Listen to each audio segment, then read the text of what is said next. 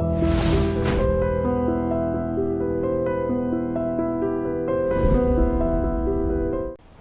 విద్యాభ్యాసం అంతా ఎక్కడ కొనసాగింది మేడం? వెస్ట్ గోదావరిలోనేనండి. 10th క్లాస్ వరకు ట్రైబల్ వెల్ఫేర్ స్కూల్లోనే చదివాను. ఇంటర్ నుంచి జంగారెడ్డిగూడెంలో women's college, inter co education, degree women's college, same college, Surya college. మ్యాథ్సా సైన్సా మీరు? BSc chemistry. BSc chemistry, maths physics chemistry. Maths physics MPC అనమాట. ఓకే, బీఈడి ఎక్కడ చేశారు మీరు? వైజాగ్లో. Vizag private college. అంటే మీ భర్త గారు డైరెక్ట్ పెళ్లి చూపులో చూసారా మిమ్మల్ని అంతకు ముందు ఎక్కడైనా చూసారా? పెళ్లి చూపులు అని చూసారు. డైరెక్ట్ పెళ్లి చూపులోనే. అంటే ఎవరైనా దగ్గర బంధుత్వం ఏమైనా ఉందా, లేదంటే మిమ్మల్నే చేసుకోవాలని పట్టుబట్టి వచ్చారు? అలా ఏం లేదండి.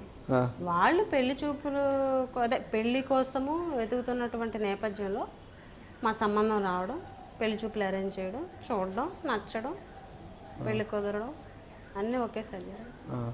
అంటే మొట్టమొదటి పెళ్లి చూపులు మీ ఎవరికి? ఆయన చూశారు, మాకైతే ఫస్ట్. ఆయన కట్నం? అదేం లేదండి. కట్నం ఏం తీసుకోలేదు మేడం? ఎందుకు కట్నం అడగలేదా? చెప్పండి, ఏం ప్రాబ్లం లేదా? లేదండి, అడగలేదు అసలు. ఏమైనా ఎదురు ఇచ్చారా? అదేమి లేదు. ఎదురు కూడా ఇవ్వలేదా? ఎదురు ఎందుకు ఇస్తారండి? కట్నం అన్నది తప్పు కదా, ఎదురైనా తీసుకోవడం ఏదైనా తప్పు కదా. కాబోయే ఎమ్మెల్యే కోడలు ఇంటికి వస్తా అంటే ఎదురు ఇచ్చి తీసుకోలేదు. అవును, వాళ్ళు కోడలయ్యాక ఎమ్మెల్యే అని కానీ ఎమ్మెల్యే చేసుకోవాలనే కోడలు తీసుకుపోయినారు కదా. అది ఎవరు ఊహించలేరు కదండి. ఎమ్మెల్యే అవుతారు అని అన్నది ఎవరు ఊహించలేరు. మనం పోటీకి నిలబడ్డాం, గెలిపోవటం అన్నది దైవ నిర్ణయం.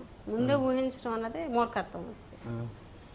ఎందుకు కట్నం తీసుకోవాలంటారు మీ ఆయన? ఇప్పుడు అంతా కట్నం తీసుకునేవాడు గాడిద అంటుంటారు కదా, అలా ఏమన్నా ఫీల్ ఏమైనా తీసుకోలేదు? అలా ఏం లేదు అసలు. ఆయనకు ఆలోచన లేదు, వాళ్ళకి అవసరం కూడా లేదు. కట్నం తీసుకోవాల్సినటువంటి అవసరం వాళ్ళకి లేదు. మాది ఒక మిడిల్ క్లాస్ ఫ్యామిలీ, వాళ్ళొక పెద్ద ఫ్యామిలీ. మా దగ్గర వాళ్ళు ఆశించేంత తక్కువగా ఆలోచించేంత మనస్తత్వాలు అయితే వాళ్ళే కాదు. అంటే అప్పుడు ఆ సమయంలో మీ ఆయన కట్నం వద్దన్నప్పుడు ఠాగూర్లో చిరంజీవి లాగా కనిపించాడు మీకు? అంతగానే ఎక్కువే కనిపించారు. అంత ఎక్కువ? అంటే కిటికీలోంచి చూసారా మీరు మీ ఆయన్ని కట్నం వద్దని పోతుంటే? ఏదో ఆ టైంలో మేము ఉండం కదా, పెద్దవాళ్ళు మాట్లాడుకుంటాం. అంటే కిటికీలో చూసుంటారు కదా, అబ్బా కట్నం తీసుకొని. నేను అసలు లేను, నేను మా ఊళ్ళో ఉన్నాను. మా ఫాదర్ వాళ్ళు అదేందండి పెళ్లి చూపులకు వచ్చి మీ ఊర్లో అప్పుడు కట్నాల గురించి ఎవరు మాట్లాడుకుంటారండి? తర్వాత మాట్లాడినప్పుడు అప్పుడు లేరు మీరైతే. ఇంకా చాలా సంభాషణలు జరుగుతాయి, అన్ని రకాలుగా నచ్చాలి.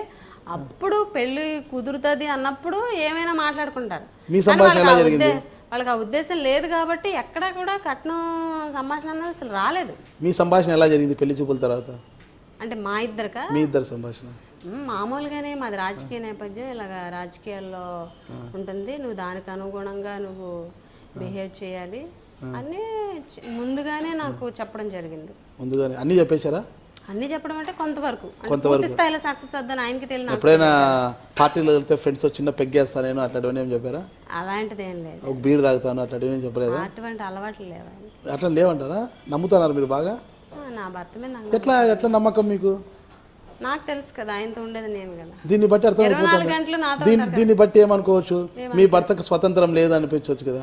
అలా ఎందుకు అనుకుంటారు? ఆయనకి ఇప్పుడు నేను పెళ్ళైన తర్వాతే కదా, పెళ్లికి ముందు లైఫ్ కూడా ఉంది కదా. పెళ్లికి ముందు లైఫ్ దండిగా ఉండొచ్చు, పెళ్ళైన తర్వాత ఇప్పుడు మీరు ఇంత కాన్ఫిడెంట్ చెప్తున్నారు కదా, పాపం ఆయనకు ఏమైనా ఉండొచ్చేమో, అంత కాన్ఫిడెంట్ గా చెప్తున్నారు మీరు. అంటే ఇక్కడ ఆయనకు స్వతంత్రం లేకోకుండా చేసి స్వతంత్రం లేకుండా చేయడం అన్నది కాదండి. నేను ఒక ఎమ్మెల్యేని, ఎంత బిజీగా తిరుగుతాను. ఇప్పుడు అసెంబ్లీకి వెళ్ళిపోతాను, మార్నింగ్ వెళ్తే ఈవినింగ్ వస్తాను. ఈ లోపు ఆయన ఏదైనా చేయొచ్చు కదా. అంటే ఆయన నేను ఇచ్చిన స్వతంత్రమే కదా. ఆయన చేయట్లేదు అని అంటే ఆయనకు ఉద్దేశం లేదనే కదా. ఆ సమయంలో ఆయన చేయట్లేదని మీరు ఎట్లా నమ్ముతున్నారు? సీసీ కెమెరాలు పెట్టారు ఇంట్లో, తెలుసు కదా. ఆయన ప్రతిదీ నా దగ్గర షేర్ చేసుకుంటారు. ఒకవేళ చేసే ఉద్దేశం ఉన్నా చెప్పే చేస్తారు తప్ప. అవునండి, ఏదైనా చేసేటప్పుడు నేను లేనప్పుడు అట్లా పెగ్గేసింటే అని చెప్తారేమో దాచిపెట్టుకుంటారు కదా. లేదు, అలా అయితే ఎప్పుడు లేదు. దాన్ని బట్టి అర్థమైతే సీసీ కెమెరా పెట్టారు ఇంట్లో మీరు. అవునండి, అలవాటు ఉంటే ఏ క్షణమైనా తెలిసిపోతుంది. 3 సంవత్సరాల నుంచి ఆయనతో ఉంటున్నాను, ఏ క్షణమైనా తెలుస్తుంది కదా.